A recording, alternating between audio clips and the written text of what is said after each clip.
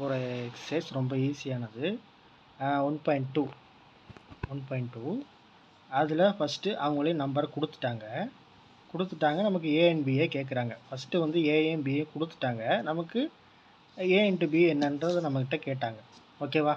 இப்போது இதில் வந்து ஃபைண்ட் ஏ அண்ட் பி. இப்போது இதில் சேர்த்து கொடுத்துருக்காங்கல்ல, இதில் நீங்கள் ஃபஸ்ட்டு புரிஞ்சிக்க வேண்டியது, ஃபஸ்ட்டு இருக்கிறது ஏ, ரெண்டாவதாக இருக்கிறது பி, அதே மாதிரி ஏ B A B A B.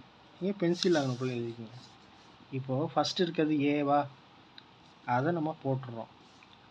அடுத்து இருக்கிறது என்ன, ஏல நமக்கு ஃபஸ்ட்டு ஏ கண்டுபிடிக்க சொல்லியிருக்காங்க. ஏ 3 நம்ம எழுதியாச்சு. அடுத்து 5 எழுதியாச்சு. அவ்வளோதான், முடிஞ்சு போச்சு. இப்போது பியில் என்ன இருக்குது, 2, அடுத்து 2, அடுத்து 4, அடுத்து 2 4 அதே தான் வருது. அப்போது பியோட நம்பர் கண்டுபிடிச்சாச்சு.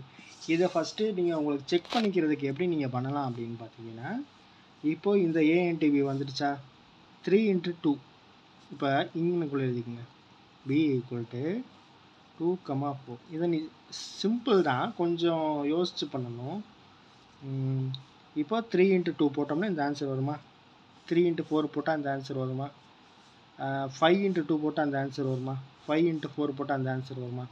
அவ்வளோதான். இந்த இடத்துல வந்து கொஞ்சம் திங்க் பண்ணணும். திங்க் பண்ணி இதை எழுதுனீங்கன்னா உங்களுக்கு ஈஸியாக புரிஞ்சிடும்.